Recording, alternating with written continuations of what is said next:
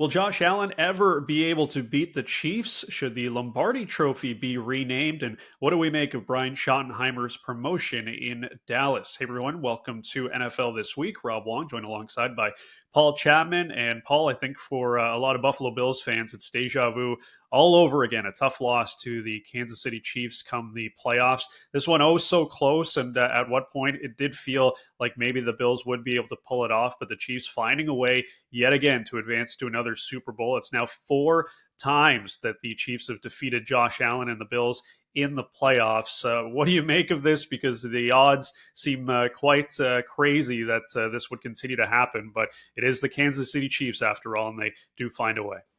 They do find a way, Robin. It was oh so close yet again for the 4th time. These have all been close games. All could have gone the other way.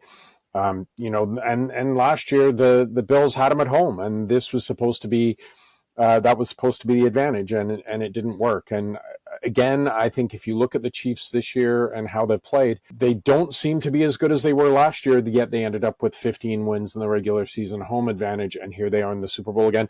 I think you have to look at coaching. I mean, there's a lot of teams now, Baltimore, Cincinnati, even Detroit, where you're just falling short, and you've got the quarterback, you're into those second contracts, and the salary cap becomes an issue. I looked at that game with the Bills, and they had the lead at halftime. They had the ball first coming out of the half, and they didn't go for the throat.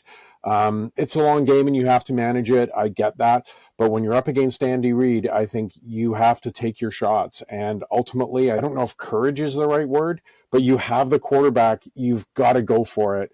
So, can the Bills get over the hump? Of course. They've got some very talented players there. They've got this great mid-tier defense, or I should say top defense with mid-tier players. It's not like they've gone out and thrown a ton of money at their defense, and then you've got Josh Allen on offense, and you're trying to bolt parts around him. So I think there's a lot of examination, but I wouldn't be too upset yet. I keep saying this every year. Chiefs look like they're getting older. They look like they're wearing out. But as long as Patrick Mahomes is there, you can never, ever count them out. But the Bills are going to be there next year. There's no doubt about that. It's just how does the offseason play out to maybe give them the edge to finally get over the top. Yeah, it is funny. I was sort of thinking about the dominance that Patrick Mahomes has shown pretty much his entire career since he became a starter. And I was thinking, man, this guy's probably getting up there in age. And then I looked him up and it's like, whoa, he's 29. He's still got a long, long way to go here. And Josh Allen, I think, is 28. So, these guys are going to be going toe to toe, it seems like, for quite a long time. So, of course, the Super Bowl, they'll be handing out the Lombardi Trophy. And a really interesting tidbit this past week as Bill Belichick, speaking on the SiriusXM Let's Go podcast with his co-host Jim Gray. They were discussing how you can't win games without good players. Of course, that's usually how it goes. But Gray went on to say, quote, they didn't name it the Star Trophy, referencing the great Packers quarterback Bart Starr. It's named the Lombardi Trophy. Belichick then responded saying, maybe they should name it the Brady Trophy. He won 7 of them. Of course, Belichick winning the majority of those with Tom Brady. I'm all for renaming trophies and an award, but maybe not for a guy who maybe by the end of it is going to be the greatest quarterback or is the greatest quarterback of all time, but only stopped playing just a couple of years ago. Maybe let it breathe a little bit. What do you think? Well, there are only still 2 quarterbacks to beat Patrick Mahomes in the playoffs. And Joe Burrow just happens to be one of them as a self-confessed Bengals fan. But of course, Brady was the other one, beat him in the Super Bowl. What do you do, though, if Mahomes then unends Brady's record? Do you then change the name to the Mahomes? Look, who the hell is Lord Stanley anyway?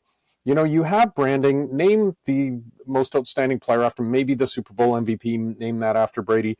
Leave the trophies what they are. I know that sort of obviously fans of the game will know who Vince Lombardi is, but it's almost about that you're a founder, right? Like you built the league. You were in position to do that. I don't think it diminishes Brady's name whatsoever to not have the trophy named after him. The game was in good shape when he came in. Did he take a bit further? Yeah, but I wouldn't say he was as instrumental to the founding of the NFL as Vince Lombardi is. So I get the point. I get that Belichick's stumping for his guy. Maybe he's hoping for a one and done in North Carolina and he ends up as the coach in Vegas. We'll see how Pete Carroll does there. But it makes for a good debate. I don't think we should be renaming the championship trophy after Tom Brady, no. And then plus, what do you do in 3 years when it all comes out how much they cheated? Just saying. Yeah, maybe they can rename something else for those guys once that ultimately happens. So you mentioned Pete Carroll, and I totally forgot about that. It kind of got lost in all the craziness, It of course, did. with him ending up there. But he's got a new job here back in the NFL, and we have Brian Schottenheimer, who's getting a promotion in Dallas, going from the offensive coordinator to the head coach now for the Cowboys. Your thoughts on both of those moves? Quite interesting. Well, I mean, Carroll is a name that I'm sure excites Raiders fans. He's had success. He's won a Super Bowl. He's had teams that were in contention for a long time in Seattle. Can you say the same about Schottenheimer? You could. The thing that's a conundrum, I think, to most fans is the Dallas Cowboys want to be at the center of the universe. They want to always be in the conversation. And Mike McCarthy had won a Super Bowl, but he really wore out his welcome in Green Bay. Where's the splashy move for your coach? And people automatically, once Belichick had left the Patriots, people had surmised that he would end up in Dallas anyway and that McCarthy would be let go. And then they bring McCarthy back for his last year, sort of lame duck coach. Look, this is Jerry Jones. Jerry Jones craves the power and control of running an NFL franchise. He does not want Bill Belichick standing up to him and saying, no, I don't agree with you. And I think that's why they end up with a Brian Schottenheimer. I'm not saying it won't work. Schottenheimer, obviously, strong lineage from his dad, grew up around the game, good offensive mind, has been in very successful teams in and out, worked with Pete Carroll at one point in Seattle. And I'm not opposed to having a good coordinator get a head coaching spot.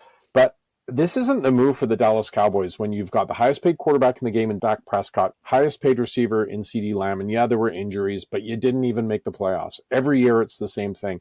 Every year it's a disappointment. Haven't been back to the conference championships even since the 90s. So if I'm a Cowboys fan, I'm not inspired by that move. If I'm a Raiders fan, I'm probably pretty excited to have Pete Carroll in there, but that may be a little bit considering what they've had leading up to that. But they're both intriguing moves. I'd be more excited as a Raiders fan, though.